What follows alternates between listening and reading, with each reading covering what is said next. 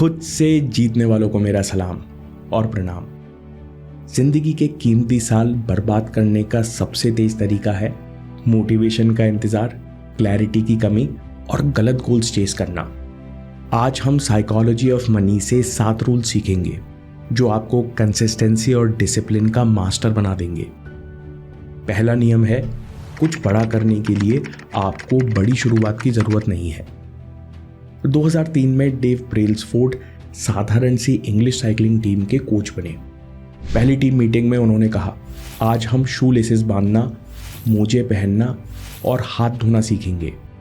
ये बात कोच 30 साल के इंटरनेशनल प्रो साइकिलिस्ट से कह रहे थे।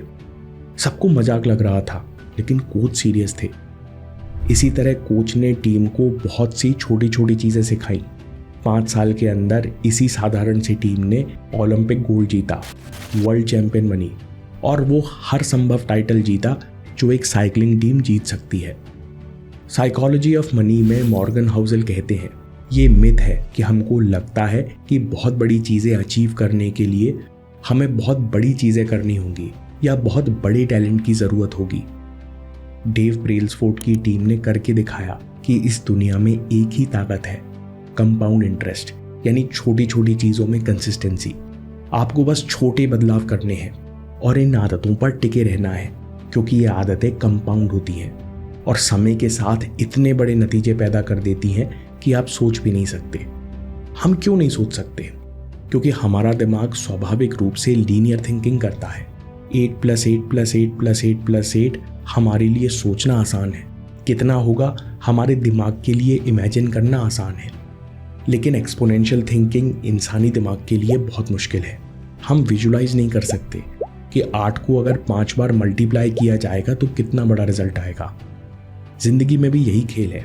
छोटे सुधार जब रोज जोड़ते हैं तो समय उन्हें कई गुना बढ़ा देता है। आज एक छोटा सुधार लिखो, अगले 30 दिन नो फोन मॉर्निंग, 3 किलोमीटर दौड़ना या 1 पेज जर्नल लिखना। फोन पर रिमाइंडर लगाओ, डेली सेम टाइम। और कभी मत सोचो कि बड़े गोल्स अचीव करने के लिए हमें बहुत बड़े टैलेंट या बड़ी शुरुआत करने की ज़रूरत है। सीक्रेट पावर है कंसिस्टेंसी। अगली सीख 2% रूल। सिर्फ कुछ ही स्किल्स आपकी ज़िंदगी पूरी तरह बदल सकती हैं। वॉरेन बफे ने पूरे जीवन करीब 500 स्टॉक्स में इन्वेस्ट किया। इन 500 में से सिर्फ 12 स्टॉक्स ऐसे थे जिन्होंने उन्हें रियल प्रॉफिट ला कर दिया।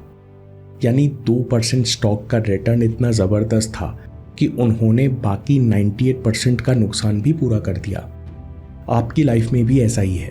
आपकी स्किल्स और हैबिट्स आपका स्टॉक पोर्टफोलियो है, और जैसे वॉरेन बफे के 2% स्टॉक ने कमाल कर दिया, वैसे ही आपकी लाइफ में कुछ स्किल्स और आदतें आपको बहुत आगे पहुंचा देंगी। जैसे लैरी कॉनिक के साथ हुआ। लैरी हार्वर्ड में मैथ्स पढ़ाते थे।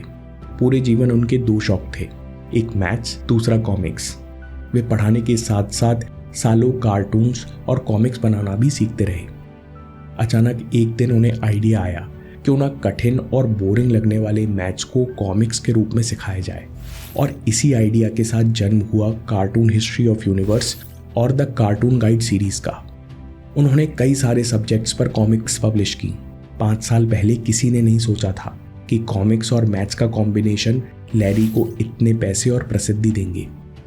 दोस्तों, अगर आप समय वेस्ट करते हो तो इसकी जगह एक डीप स्किल चुनो, एक कम्युनिकेशन स्किल पकड़ो और एक लेवरेज टूल चुनो। इनमें से कोई एक हर दिन 30 मिनट सीखो, क्योंकि आपको पता नहीं कि भविष्य में कौन सी स्किल्स का कॉम्बिनेशन आपके करियर को 10x ग्रोथ देगा। साथ में आपको पैशन पर भी काम करने का मौका मिलेगा। साइकोलॉजी ऑफ मनी में अगला लेसन है इनविजिबल कंपाउंडिंग, यानी ऑप्टिमिज्म बुरे समय के लिए बहुत अच्छी स्ट्रैटेजी है। मॉर्गन हाउसल कहते हैं कि प्रोग्रेस को कोई बांध नहीं सकता, वो होकर रहती है, और आपकी लाइफ का ग्राफ भी मार्केट जैसा ही है। पर सबका ग्राफ एक सा दिखाई नहीं देता। कई बार शॉर्ट टर्म में हार या नुकसान ही दिखता है, लेकिन अगर आप चलते रहे तो लॉन्ग टर्म ग्राफ ऊपर ही जाता है। इसलिए बुरे समय में ऑप्टिमिज्म एक अच्छी स्ट्रैटेजी है, ताकि आप रुको नहीं। अगर आप फेलियर से घबरा रहे हो तो मतलब है कि आप ग्राफ को बहुत जूम इन करके देख रहे हो। सेंसेक्स का ग्राफ जूम इन करोगे तो 5 महीने में बड़ा नुकसान लगता है। अगर वही ग्राफ जूम आउट करोगे कि इनविजिबल कंपाउंड तो हमेशा हो रही है। Long term players zoom out कर लेते हैं क्योंकि वे समझते हैं कि मार्केट बड़े से बड़े नुकसान से रिकवर कर जाता है। यानी आज जो फेलियर्स दिख रहे हैं वो भी लॉन्ग टर्म ग्रोथ का हिस्सा ही है। यानी जो मेहनत आप कर रहे हो वो इन्वेस्ट हो रही है, जिसका बड़ा रिटर्न आने वाला है। साइकोलॉजी ऑफ मनी से अगला नियम है, लाइफ में बहुत रैंडम चीज़ों के लिए तैयार रहो। मेंटल टफनेस आपका इमरजेंसी फंड है। क्या आपको पता है 104 टैंक्स की टुकड़ी को चूहों ने घुटनों पर ला दिया। बात है 1942 वर्ल्ड वॉर की। जर्मन टैंक यूनिट्स कुछ महीनों से रशिया के एक शहर के बाहर घास के मैदानों में तैनात थे। युद्ध अपने चरम पर था, टैंक्स की जरूरत पड़ी, लेकिन जब टैंक्स को बुलाया गया तो जर्मन कमांडरों के नीचे से जमीन खिसक गई, क्योंकि 104 टैंक्स में से केवल 20 टैंक काम कर रहे थे। जांच की तो पता चला कि 20 दिनों में चूहों ने टैंक की वायरिंग चबा डाली। कुछ ही महीनों में जर्मनी हार गया। किसी ने नहीं सोचा था कि दुनिया के सबसे एडवांस जर्मन टैंक्स, जिनसे हर सेना थर्राती थी, वो चूहों से हार गए। मॉर्गन हाउसेल कहते हैं कि लाइफ बहुत रैंडम है। अचानक से क्या होगा कोई प्रेडिक्ट नहीं कर सकता। हमारे जीवन में कठिन समय कभी भी आ जाएगा, तो हमें क्या करना चाहिए? आज से इमरजेंसी सेविंग फंड शुरू करो। असल जिंदगी में इमरजेंसी सेविंग फंड है आपकी मेंटल टफनेस। ये एक हेलमेट जैसे है। जब तक राइड आसान है तो हेलमेट की जरूरत महसूस नहीं होती, लेकिन जब बाइक फिसलती है तो आप खुश होते हो, चलो बच गए, हेलमेट पहना हुआ था। बस यही रोल है मेंटल टफनेस का। जब तक सब ठीक है तो आप सोचते हो क्यों दर्द झेलना, क्यों बिना एसी के बैठना, क्यों परेशान होना। लेकिन जब कठिनाई आती है तो ये आपको रेस में बनाए रखती है। इसलिए बोरिंग और हेल्दी चीज़ों की आदत डालो। आज पसंद का खाना नहीं बना तो स्विगी जोमैटो मत करो। Hard things first. हर सुबह आज का सबसे कठिन काम चुनो और पहले 90 मिनट वही करो। हर रैप आपकी मेंटल टफनेस बढ़ाता है और मुश्किल समय में आपको क्विट नहीं करने देता। और ये बहुत कीमती है, क्योंकि जितना ज़्यादा आप इन्वेस्टेड रहते हो उतना ज़्यादा कंपाउंडिंग का रिजल्ट मिलता है। अब जब रेजिलियंस बन रही है तो इसको बचाए रखना भी ज़रूरी है। अगला नियम, never compare, always take inspiration. ये फोटो है 2009 बर्लिन वर्ल्ड चैंपियनशिप का। इसमें इतिहास के 2 सबसे तेज धावक हैं। उस दिन उसेन बोल्ट ने वर्ल्ड रिकॉर्ड तोड़ा और टाइसन गे ने नेशनल रिकॉर्ड तोड़ा। दोनों ने कमाल किया, पर नाम एक का हुआ। टाइसन गे अपना बेस्ट दौड़कर भी सिल्वर जीते। इसके बाद टाइसन ने अपने कीर्तिमान और मेहनत का जश्न बनाया। अगर वो मेडल्स कंपेयर करते तो अपनी जीत और प्रोग्रेस नहीं देख पाते। साइकोलॉजी ऑफ मनी में ऑथर कहते हैं कि आपका स्टॉक पोर्टफोलियो कितना भी अच्छा हो, आपको उससे कोई ना कोई बेहतर परफॉर्म करते हुए मिल जाएगा, क्योंकि मार्केट में कभी कोई ऊपर होता है तो कभी कोई। असल जिंदगी में भी यही है, आपका बेस्ट भी किसी दिन छोटा पड़ सकता है। इसका ये मतलब नहीं कि आप हार गए, बस अपने प्रोसेस पर फोकस करो और कंपाउंडिंग करते रहो। कंपैरिजन डाउट पैदा करता है और डिसिप्लिन गिराता है, जिससे कंपाउंडिंग टूटती है और आप हारते नहीं बल्कि रुक जाते हो। कितने ही इन्फ्लुएंसर्स और एंटरप्रेन्योर्स हैं जो कंपैरिजन के चलते डिप्रेशन में चले जाते हैं और बाद में सीखते हैं कि अपनी रेस और अपना पेस। इसलिए वो लड़ाई शुरू ही मत करो जो कभी जीत नहीं सकते।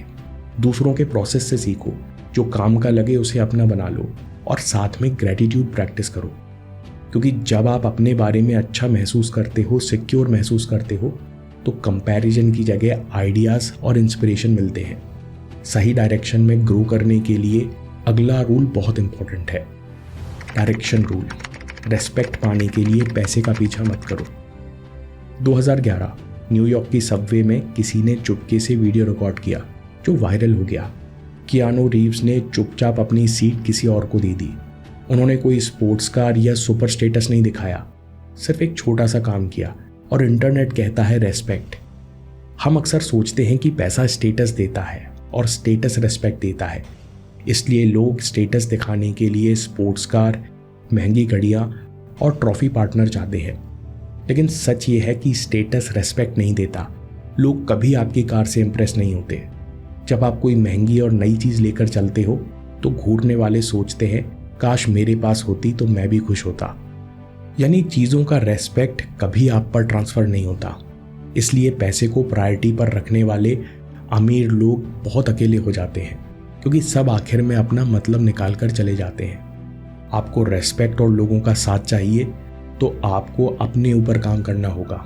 डिसिप्लिन, लॉयल्टी, विनम्रता, दया, निस्वार्थ मदद करना जैसे गुण पैदा करने होंगे। जिस दिन दुनिया आपको आपकी चीज़ों के लिए नहीं बल्कि आपकी चॉइसेस के लिए पहचाने, उस दिन आपने असली रेस्पेक्ट कमाया है। डिसिप्लिन और डायरेक्शन साफ है तो आखिरी age, start as early as possible.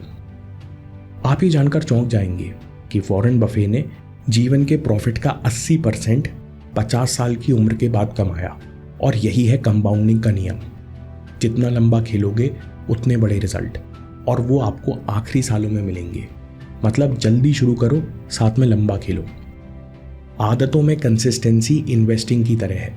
जितना आप अच्छी आदतों में इन्वेस्टेड रहोगे उतनी ज़्यादा मास्टरी विकसित होगी, और मास्टरी इर्रिप्लेसेबल है, इसलिए इसका रिटर्न सबसे ज़्यादा मिलता है। जैसे आप अपने जीवन में जितना जल्दी रेगुलर एक्सरसाइज शुरू करोगे उतना ज़्यादा आपको ओल्ड एज में फ़ायदा होगा। इस फायदे की बराबरी आप किसी दवाई या सर्जरी से प्राप्त नहीं कर सकते। दोस्तों, हम मज़े वाले काम तो तुरंत कर लेते हैं, फ़ोन की टूटी हुई स्क्रीन पर मूवी देख लेते हैं, लेकिन सीरियस काम करने के लिए बहाने बनाते हैं। लैपटॉप आएगा तो बड़ी स्क्रीन पर सीखूंगा, आज लेट हो गए कल से शुरू करूंगा। जितनी बार आप बहाने बनाते हो, जितनी बार आप सुबह का अलार्म स्नूज करते हो, तो आप 10 मिनट की एक्स्ट्रा नींद नहीं लेते बल्कि कंपाउंडिंग डिले कर देते हो। हर डिले आपकी ग्रोथ का बड़ा हिस्सा पीछे से काट लेती है। समरी, कुछ बड़ा करने के लिए आपको बड़ी शुरुआत की ज़रूरत नहीं। अगले 30 दिन बस एक छोटा सा सुधार। 2% रूल, कुछ स्किल्स आपको 10x रिटर्न देंगी।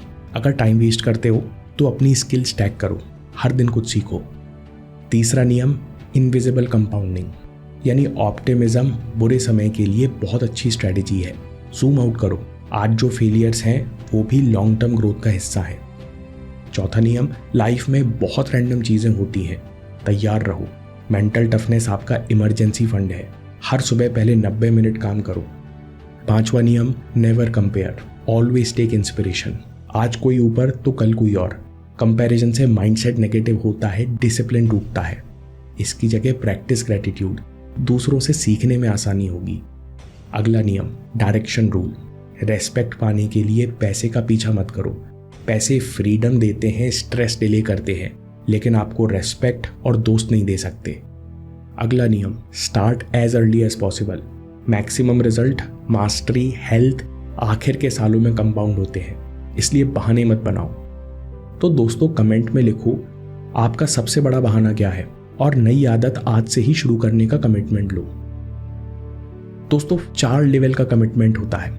अधिकतर लोग जिंदगी भर दूसरे लेवल पर अटके रहते हैं, लेकिन कुछ हाईएस्ट लेवल के कमिटमेंट पर जीते हैं और अपने साथ पूरा गेम ही बदल देते हैं। हर दिन टूटो, हर दिन बनो, पर अगला वीडियो ज़रूर देखिए या बात के लिए सेव कर लीजिए, क्योंकि आपके समय से कोई वीडियो, कोई ऐप, कोई न्यूज़ कीमती नहीं है।